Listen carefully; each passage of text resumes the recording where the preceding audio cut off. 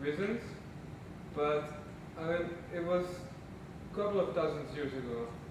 On this basis, couldn't many nations claim some territories to themselves, just as on the same basis as Israel does or did on the biblical, religious, historical basis?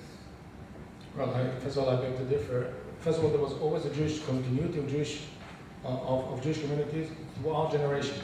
It wasn't that it came to an end. Now, Jews were expelled. Could be that if the Holocaust would not have taken place, the establishment of the State of Israel wouldn't have been so such an urgent matter. But that just gave it another push. But it started before. I don't think there are too many nations that can claim that they can dig. I don't know whether you heard, for example, about the Qumran scrolls, Dead Sea Scrolls. Dead Sea Scrolls are more than 2,000 years old. The Dead Sea Scrolls, which were found around the Dead Sea area, and the fact that they were able to retrieve them in a relatively good shape because it's a very dry, climatic area, I can read it. I mean, I can read in Hebrew the scrolls of more than 2,000 years old. So when you see and when you discover the ruins of synagogues of hundreds and thousands of years, when this is where it all started. Now you cannot say that I don't know. I'm not saying that the Palestinians, I'm not saying this is my Palestinian. I understand that the Palestinians are there for the last couple of hundred years, and therefore we have to divide the country. I accepted in 1948.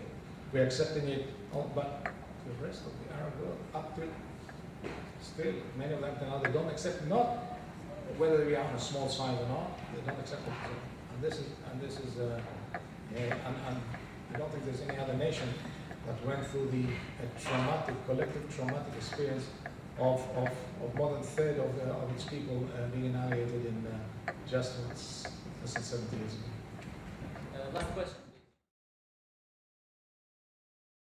Jerusalem, and I think the parents and 3 of their kids have been blown up to pieces.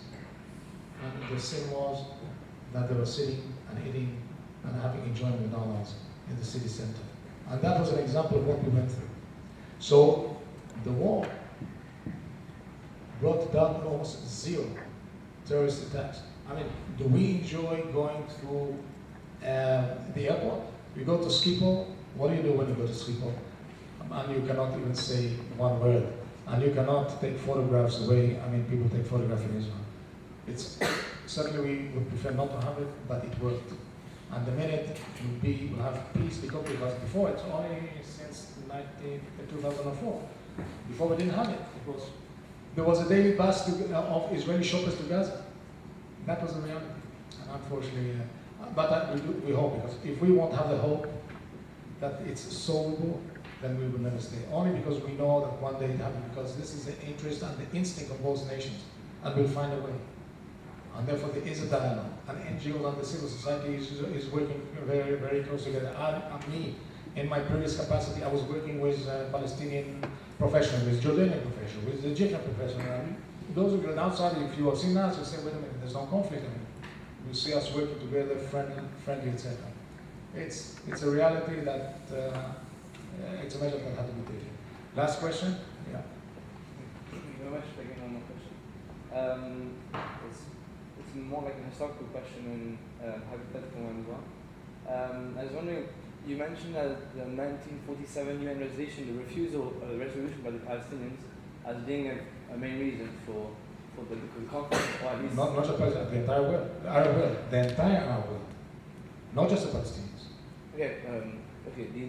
You mean so the Arab world refused, including the Palestinians. Yeah. Okay, and assuming they would have accepted that resolution. Assuming. Yeah. I wish it would have been. Because I think there's so many missed opportunities, and this is one of them.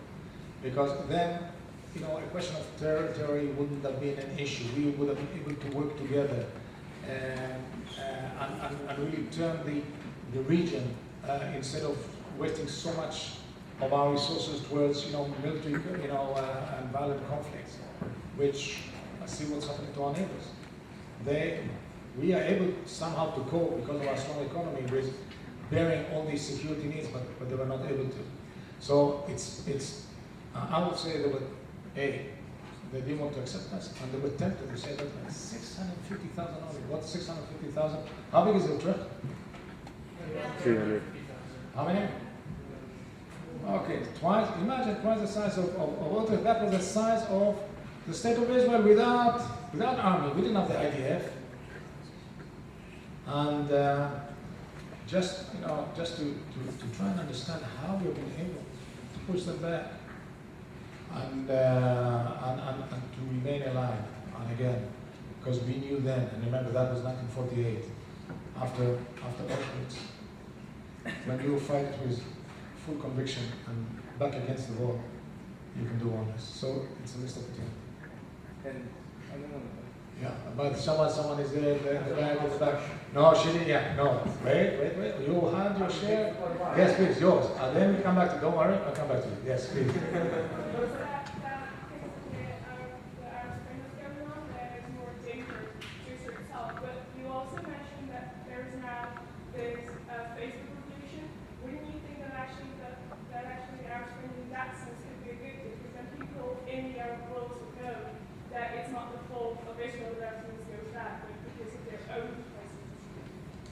Well, that would be, for example, if you look at Egypt, who initiated the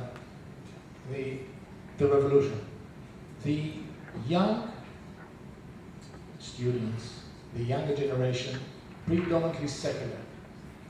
They were the one who initiated, but the results, I don't think, is a result of their liking. So now suddenly they initiated a historical move.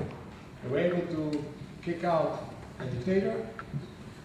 And now they're asking, what did we get in return? So I would say the test of the new government in Egypt would be to provide everyone not only with the basic rights, but with job opportunities and make sure that there is